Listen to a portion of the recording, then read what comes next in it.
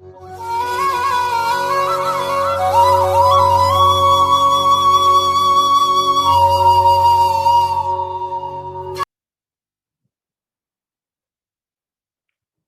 and welcome all of you. Let's continue with our unit number 3. And today we'll almost cover the whatever the remaining part in the unit number 3. As last time we have started with the intermediate code generation and related with its type, that already in last lecture we have seen the what exactly is the intermediate code and its three types. And also regarding the three address code in details we have studied along with its different types of the representation. So today we'll discuss about the remaining two types of the intermediate code generation, which are rarely used because the mostly utilized intermediate code is nothing but the three address code along with its different types of the representation. So as all of you know, this is the diagram for indicating you the different phases of compiler, wherein the compilation process is nothing but the sequence of different phases where each phase take the input from the previous stage and generate some output and give the that output as a input to the next phase of compiler, and accordingly each phase play their part until the final target code will get generated. So that is the whole process in the compilation. Each phases generate the particular output, like lexical analysis generate token, syntax analysis generate the parse tree, semantic analysis generate the annotated parse tree, intermediate code generation generate the three address code, and the code optimization generate the optimized three address code, and finally the code generator phase generate the particular assembly language code as a our machine code. And now we are at the fourth phase, that is our intermediate code, which is also last time I told you, which intermediate code generator is the fourth phase, which translate your source code into the some intermediate code. And why this code is a intermediate code?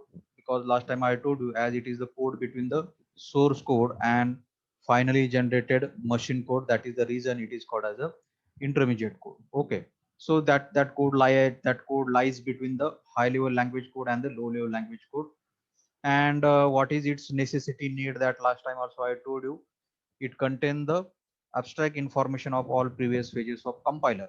Okay, and its need, that last time also I told you, I just read it for your to refresh you. Like as you know, the because of the intermediate code, the compiler don't have to read the source program again and again, as the IC contain all the required information from analysis phase of compiler.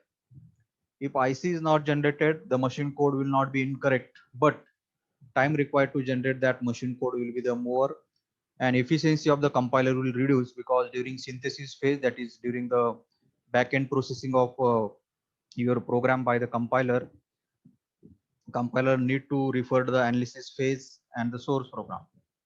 If IC is generated, then there will be no need to refer the analysis phase again and again. Okay, so the intermediate code keep the analysis portion same for the all the compilers. That is the reason it doesn't need a full compiler for every unique compiler. Okay, even machine change from the particular configuration, like if you change the machine from 32-bit to the 64-bit, then there is a no need to develop the whole compiler again. You have to just develop the back end of the compiler, because front end of the compiler is considered to be the machine independent. Okay, and that machine independency we get because of the generation of the intermediate code. Okay, so the intermediate code generator receive the input from its predecessor, that's the previous phase, as a semantic analyzer phase. It take that input in the form of annotated parse tree, and finally it generate the intermediate code. And in that different types of the intermediate code also I told you, one of the important and mostly utilized type is the three address code. Okay, and then syntax tree and the directed cyclic graph. Okay, so these two today we are going to discuss. This already last time we have discussed along with its representation. So three address code is nothing but the code which contains the at most three operands and operator. That particular code is considered as the three address code, as it is containing the at most three operands That is the reason it is called as a three address code. And there are the three main types of its representation. Like we have seen it last time: the quadruple, triple, and the indirect triple. These are the three important types of three address code. So once again, I am telling you here what exactly is the three address code. So a statement involving no more than three references, okay, two for the operands and one for the result, is known as a three address statements. Means the statement containing the at most three operands. Okay, a sequence of three address statement is known as the three address code. Three address statement is of the form like x is equal to y of z. Y of in the sense operator here, x y z will have the address memory locations. Okay, sometimes a statement might contain less than three references, but it is still called a three address statement. Even some statement contain the two operands or one operand, then also it is considered as a three address statement. Okay, only that statement should not have the more than three operands. Okay, in that case only we cannot call that particular statement as a three address statement or the three address code. It should have the at most three addresses. Okay, the address three operands. It can be one also, it can be two also, or it can be maximum three also. So here once again we are taking the another example of three address code for the expression. Suppose you have the expression like this: a plus b into c plus d.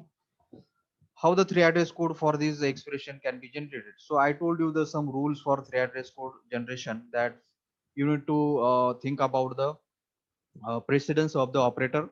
Now here you can see this is the sub expression having the operator as a multiplication, which is having the highest precedence as compared with the rest of the operators. So first we will generate the three address code for this sub expression. So we will take the help of a temporary variable t1 equal to b into c. Then next we have the now remaining part is this and this. So which one we should create the three address code first? Now plus plus both are having the same precedence, but here you have to follow the left to right associativity. So first we generate the three address code for this part. Okay, and so that is the reason second statement we will have t2 equal to a plus t1, means three address code for this part will be generated. Okay, and then remaining part is only this. So lastly we'll take another temporary variable t3 equal to t2 plus d, means for whole expression this three address code contain the result of the whole expression, that is a t3 equal to t2 plus d. T2 is nothing but our this part, and d is a last operand. Okay, so here you can see the t1 t2 t3 are the all temporary variables. Okay, and for these three address code you can have the four representation like quadruple, triple, and the indirect triple. And how to generate that already last time I told you. Okay.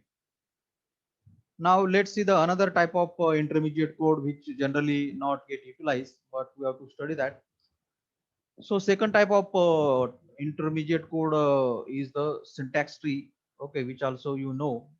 Okay, and in order to understand that, we'll compare it with the parse tree so that you can get the clear idea as a what exactly is a difference between the syntax tree and the parse tree, and why for the intermediate code syntax tree is chosen over the parse tree. Okay, now first we let's discuss about the parse tree. So when you create the parse tree, now that parse tree generally contain the more details than actually needed, so it is very difficult for the compiler to parse that particular parse tree. Okay, means what? The parse tree contain the full details. Okay, complete details, but in that some of the details might not be so useful. Understood? So that parse tree may contain the graphical representation for some unnecessary thing also. Okay, so too much details is being shown in the parse tree as compared with the syntax tree. Let's see what exactly it means in the example. For example, we have the expression id plus id into the id. Now for this expression using this given grammar, we have to generate the parse tree. Okay. So you can simply start with the root. So we start from the root. E derives E plus T. Okay, E derives E plus T. Then we have the now we have to focus on this expression. For this expression we have to generate the parse tree. Okay. Then we have you can see uh, next part. Now here there one more rule is missing here. That is the here it should be E derives E plus T or E derives T. Okay. And so we write next part of parse tree. E derives T, T derives F, and F derives ID. Similarly, this part we can graphically mention here. Then T derives T into F, T derives here, T derives F must be there, and then F derives ID. Similarly, T derives F derives ID here. Okay. So you can see these parse tree contain the too much details, means it is containing the graphical grammar symbols also being there in the this parse tree. You can see the grammar symbol are also being included in the parse tree, but there is a no need to have the grammar symbol in this parse tree if you consider the utilization of parse tree for the intermediate code. Okay, so for that purpose the syntax tree is chosen. Now for the same expression, how the syntax tree can be drawn, let's see, then we'll see the then you understand what exactly is the difference. Now for the same expression and for this grammar, okay, here simple one change. E derives T also I write. Okay, now this is the parse tree generated, okay, for the given expression and the grammar. Now if you try to draw the syntax tree for this, you can have this kind of syntax tree for the same grammar with the for the given expression. What is that? ID plus ID, ID plus ID into ID, ID plus ID into ID. Understood? If you compare this parse tree and this, if you compare this tree and this tree, now which one is more compact or the more abstract? Now this is the more compact tree and the more abstractive tree which containing the required information for this particular expression. Understood? According to this grammar. So if you see this tree, it don't containing any grammar symbols. Understood? But this containing the grammar symbol, that is the reason size of this tree is more as compared to this tree. Okay, and that is the reason we call this tree as a parse tree and this tree as a syntax tree. Okay, and because of its less size and abstractive nature, this syntax tree is also called as the abstract syntax tree also. This is also called as what? Abstract syntax tree. Why it is called as the abstract? Because it containing the only the necessary information, only the required information. It doesn't contain the unnecessary things like grammatical symbols and all these things. So as compared with this parse tree, this tree is having the uh, compact nature, okay, abstractive nature. That is the reason this is being chosen for the intermediate code instead of the parse tree. And similar things I have mentioned here in parse tree, the most of the leaf nodes are single child to their parent nodes. In the syntax tree, we can eliminate this extra information. So extra information is what here this grammatical symbols is considered as extra information. Okay, so that can be eliminated here. You can see syntax tree is a variant of the parse tree. So from the parse tree only we can have the syntax tree. It is a variant of the parse tree only. In the syntax tree, interior nodes are the operators. Means these nodes are these are the interior nodes. These are being considered as all the operators. Understood? And leaves are the operand. Means these are the leaves. These are considered as the operands. Understood? So syntax tree is usually used when we represent a program in the tree structure for the intermediate code. Okay, so that is the reason for the intermediate code generation. parse tree is not preferred. Instead of that, syntax tree or the abstract syntax tree is being preferred. Understood? I hope all of you got the difference between the parse tree and the syntax tree or the abstract syntax tree. So simple difference is there. This contain the too much details. This is containing only the required details. It doesn't contain any grammatical rules and the symbols, etc. Okay. So this is the all about the syntax tree or the abstract syntax tree. Here also I have mentioned. So syntax tree is the abstract representation of the parse tree. That is the reason it is also called as abstract syntax tree. So syntax tree don't provide every characteristic information from the real syntax. Okay, it just provide you the required characteristic, and that is the reason it is that abstract syntax tree is a important data structure in the compiler for the intermediate code. Okay, and it, as I said, it contains the least unnecessary information. List unnecessary information in the sense it contains the necessary information only. Okay, maximum information which is being shown in this graphical representation is the necessary information for the compiler.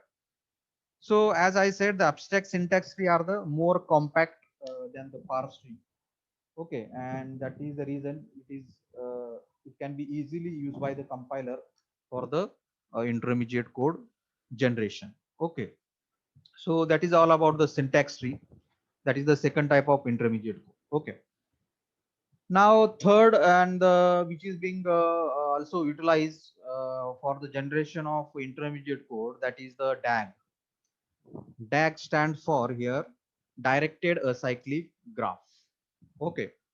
So directed acyclic graph as a DAG is also one kind of abstract syntax tree. And but there is a one difference here as compared to the abstract syntax tree that you will see in the example also. Let me tell you theoretically here also. Now, in case of the abstract syntax tree, uh, particular node for each value, the particular node is generated. Means what? Even the same value is being repeated 2 times, 3 times. Means, for example, this is the expression a plus b. This is the one expression. Another expression we have a plus b into c. Okay. Now, if you go to generate the syntax tree for this expression, okay, a plus b into c, or if you take the more easy example or understandable example like this, yes, let me tell you here. Suppose we have a plus b, okay, a plus b into a plus b into c. So if this is the expression, now in this expression you can easily see this a plus b is the same expression repeated 2 times. Now when you go for the drawing the syntax tree for these, you have to generate the two nodes for this repeated expression. Means you have to generate the one node for this expression also and for this expression also. But in case of the DAG, the particular what we can say, the node will be generated for the unique value only, for the unique expression only. Understood? Means a plus b here and the a plus b here, this is the same kind of sub expression we can say. So in the syntax tree, even if these two expression are the same, two nodes will be generated for this. Understood? But in case of the DAG, only one node will be generated for this. Understood? Only one node will be generated for this. Means that is the reason here I have mentioned each node of the DAG contains the unique value. What? Each node of the DAG contains the unique value. Understood? Means repeated, for the repeated value, nodes will not be generated in case of the DAG, but in case of the abstract syntax tree, for the repeated value also node will be get generated. Understood? And what will happen because of that? The size of the tree get enlarged, and that disadvantage is being removed in case of the directed acyclic graph. Now in the syntax tree you may have the cycles also, okay, because of that repetitions, but DAG doesn't contain any cycle within that particular graphical representation tree. So DAG as a tree don't contain any cycle. That is the reason it is called as a acyclic. That is the reason name given here as directed acyclic graph. So DAG tree don't contain any kind of cycles. Understood? As compared with the other representation, as compared with the representation using the other kind of trees like the syntax tree or the abstract syntax tree. Okay. So because of this nature of the DAG, as it doesn't contain any cycle and it generates the node for unique values only, there are the different utilization or the advantages of the DAG. Okay. So some of the advantages I have written here. In one of the great advantages is the optimization of the basic block. Now, what is the concept of basic block? That in the next topic unit we are going to see. But here, to just for our understanding purpose, basic block is nothing but the some sequence of code. Basic block is nothing but what? Some sequence of code, continuous sequence of code. Understood? It is what? Continuous sequence of code. Suppose you are writing some fragment of code, one expression, second, third, fourth, five. Okay. And at the fifth line for at this, you have written the jump instruction or go to instruction. Go to line number 10 you have written here. So your line number 10 might be here. Okay. So now, so this particular 1 to 5 will consider as a one basic block because it is the continuous sequence of statements. Okay. Now at the line number 6, you have written the go to 10. So the basic block only up to the line number 5th. Understood? Why? Because 1 to 5th is a continuous sequence of code, and from 6 you are jumping to some other instruction. Understood? That is the reason 1 to 5th is considered as a one basic block. So basic block is what? Continuous sequence of code within your program. Understood? Now that in detail next unit also we'll see here. Just I have given you the idea what is the basic block. Basic block is simply what? Continuous sequence of code within your program. Okay. So the point from you make the jump using go to instruction or using other instruction, at that point your basic block ends. Understood? So what exactly is the utilization of DAG? How it can be advantageous, that we'll see. So how the DAG is constructed? So DAG is constructed using the three address code. Means you have to take the help of three address code as one of the type of the intermediate code to construct the DAG. How it will done, that we'll see. So one of the important purpose for which the DAG is utilized is nothing but in the dead code elimination. DAG can be utilized, or in the common service expression elimination also there is a DAG is utilized. Okay, that in detail next unit we have. Here I am just telling you for what purpose we can utilize the directed acyclic graph. So you have to just keep in mind it is utilized for the code optimization. Okay, code optimization concept in the system program also we have seen, and in the next unit also we are going to see in details. So code optimization is nothing but what? Removing rearrangement of your code without affecting the final output of your program or without affecting the final meaning of your program. Understood? So there are the different techniques of the code optimization, like dead code elimination is there, common sub expression elimination is there. So DAG can also help to do the code optimization. Understood? So DAG can also help to do the dead code elimination.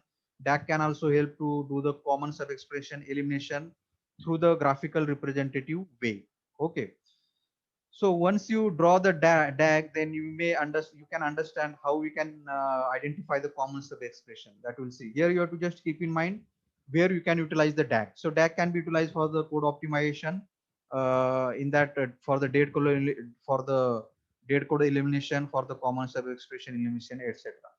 So here also I have mentioned the why purposes of the DAGs. Okay. So to determine the expression which have been computed more than once, means the expression which you have computed more than once in your program, that expression is called as a common sub expression. So to recognize such kind of expression, there is a utilization of DAG. Understood? So DAG is not just utilized in the intermediate code also, as a so DAG is not just utilized as an intermediate code also. The DAG can also help you, or DAG can also help to the compiler in the code optimization also, that we'll see. So here also I have mentioned to determine the names whose computation has been done outside the basic block but used inside the basic block. Okay, so that this point we'll discuss in the next unit. You don't think about this.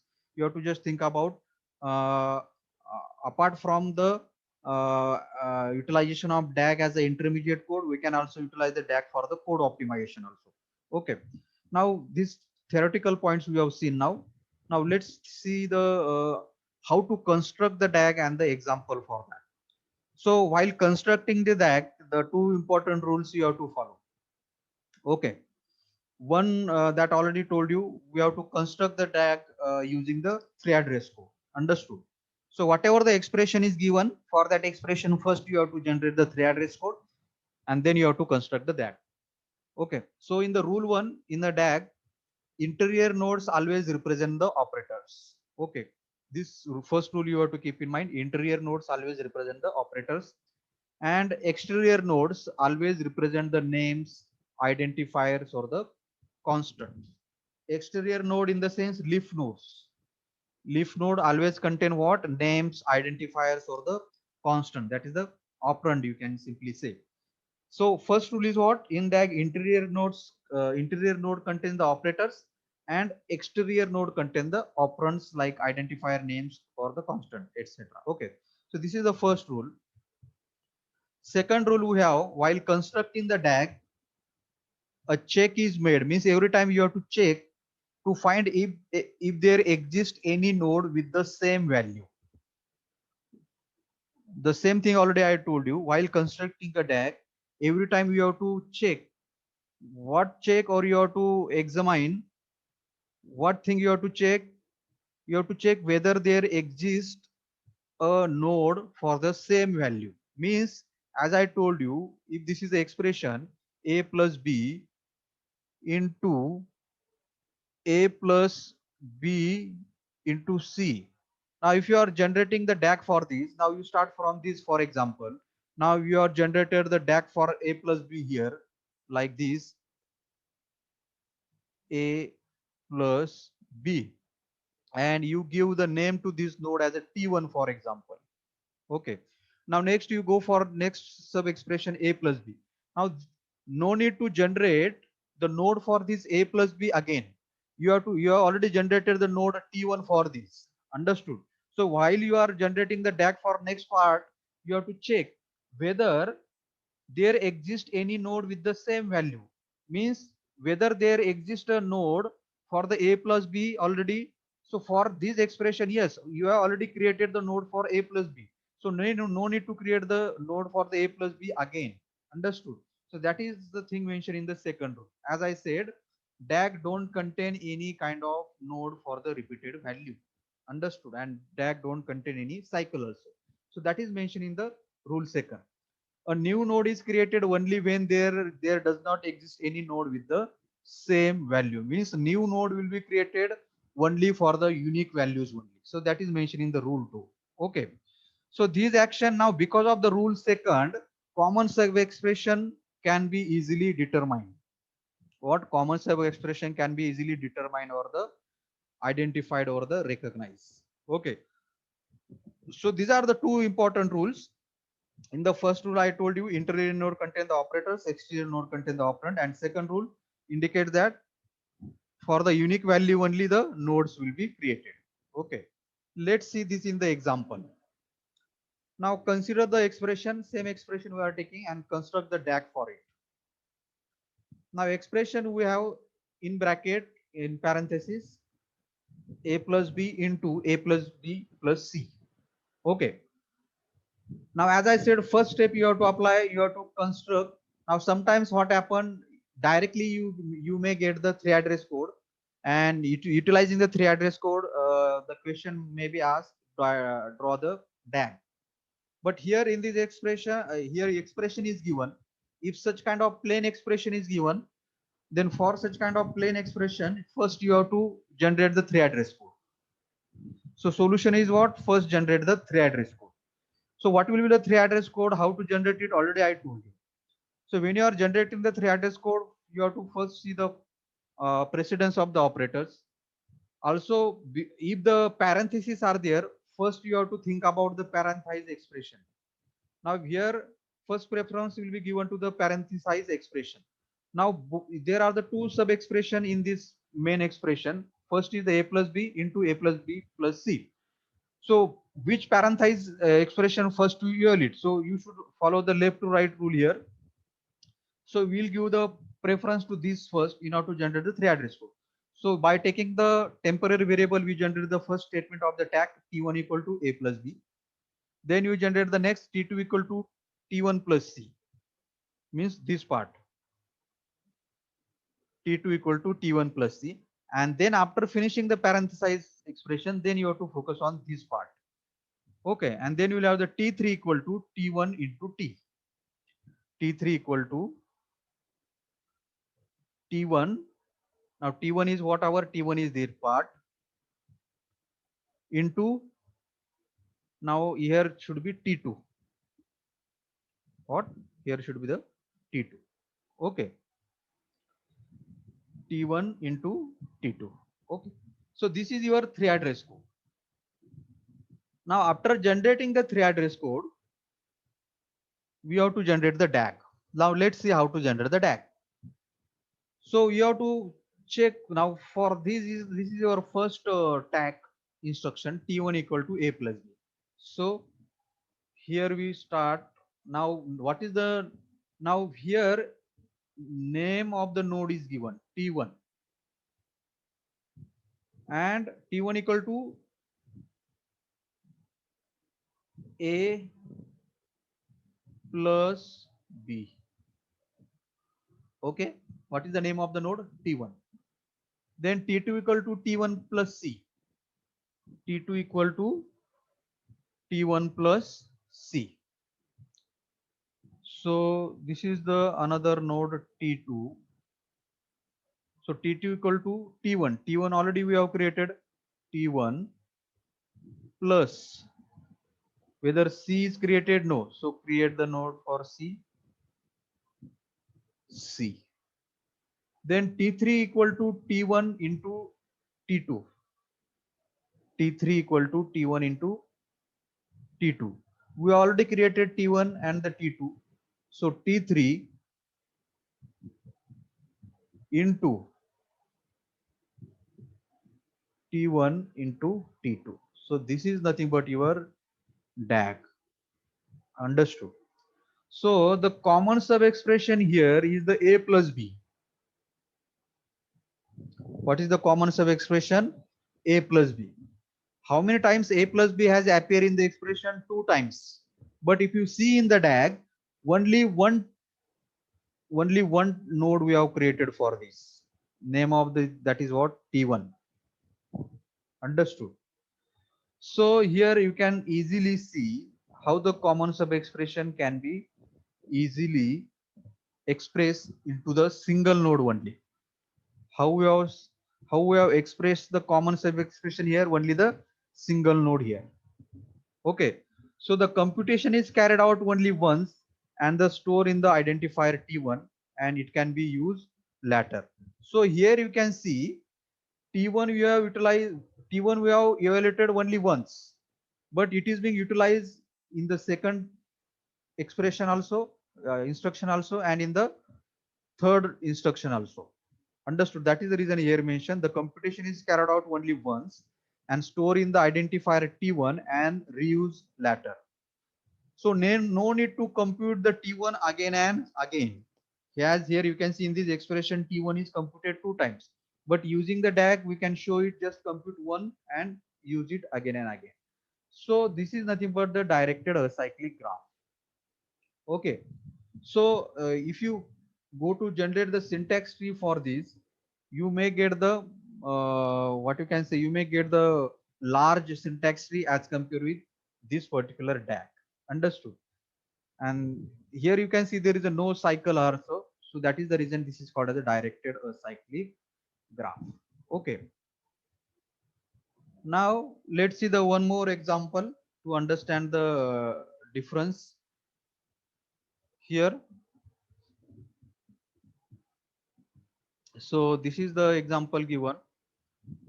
This is the grammar given, and for using this grammar, it is being asked to generate the uh, DAG for this expression ID plus ID into ID. Okay, ID plus ID into ID. So first you have to see, you have to generate the particular, what you can say, the three address code for this. So three address code can be, you can simply generate here T1 equal to ID into ID. So multiplication will given the first priority, and T2 equal to ID plus T1. Okay. Now if you generate the, now we'll generate the three kind of tree for this same expression. So you know to understand you what exactly is the DAG. So we'll generate the parse tree first. So for the parse tree, you utilize the grammatical symbols. So parse tree E1 derives E plus T, E1 derives E plus T, then E derives T, then T derives F derives ID. Here T into F, T derives F. Likewise, you generate the parse tree. How the syntax tree can be generated? Syntax tree, in the syntax tree or the abstract syntax tree, we don't make the utilization of grammar symbols. So syntax tree will be generated like this: ID plus ID, ID plus ID into ID. Okay. Now how we can generate the DAG? Let's see. Now if you compare this part as a DAG, you can see it is a most compact form as compared with both of these tree. Understood? So using the tag, we can generate the DAG. So T1 equal to ID into ID. So let me generate here. Name of the node T1, interior node star.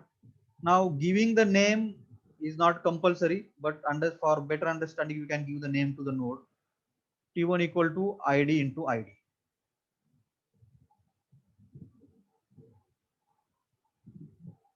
Okay. Then T2 equal to ID plus T1. T2 equal to,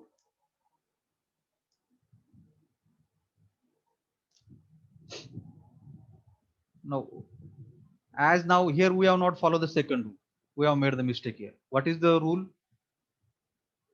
You have to generate the node for the unique value only. So here T1 equal to ID into ID. So ID, we have to generate the node for only one value ID or the operand ID. So T1 equal to what? ID into ID. So for this, you can make the utilization of these things. T1 equal to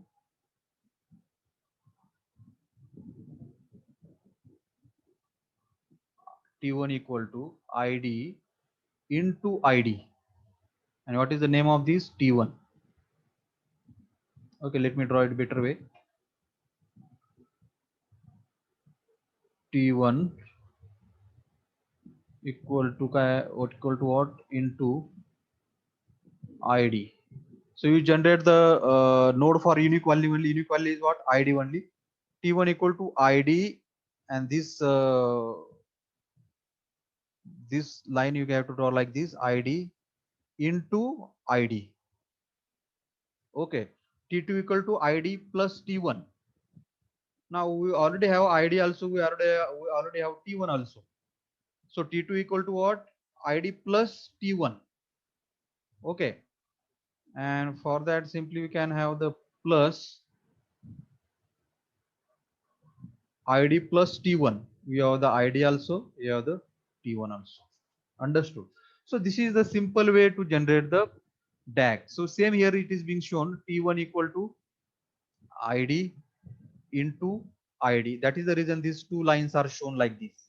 ID into ID. ID into ID. You can show like this also, you can show like this also. And T2 equal to ID plus T1. T2 equal to ID plus T1. T1 is this. Understood? So that is the reason you can see for the intermediate code, this abstract form is being chosen as a directed acyclic gram. And this DAG is also utilized in the common sub-expression elimination to identify the common sub-expression of your program or expression. For that purpose also there is utilization of DAG in the code optimization, but that in detail next lecture we'll see. Here you have to just focus on what exactly is the DAG, as compared with the parse tree and the syntax tree, etc. Understood? So here you can you have simply understood what exactly are the types of the intermediate code, and what is their differences as compared with the one another. Okay. So all the three types we have discussed now. First we have discussed the uh, three address code, then we have discussed the syntax tree, and then we have discussed the DAG, how to draw the DAG rules for that, where it can be utilized. It is so DAG is not just utilized for the intermediate code purpose. DAG can be also utilized in the code optimization also. That also I told you. Okay. So that's it from this lecture. Okay. And I hope all of you understood this part. And if you are not having any doubt, you can mention that doubts in the comment section. Okay, I will definitely answer all your doubts there. Okay. So if you go for drawing the syntax tree for these, if you want to compare it with the DAG, then you may get the syntax tree like this: multiplication, then here you have like this: a plus b, and a plus b into a plus b. So again you have to go like this: a plus b plus c. So you can see here you have generated the node for a plus b. Here also I have to generate the subtree for a plus b here also, but here only once it is being shown. Understood? So from this you can easily understand what exactly is the difference between the syntax tree or abstract syntax tree and the DAG, and how the DAG can be more useful as compared with the abstract syntax tree or the syntax tree. Okay.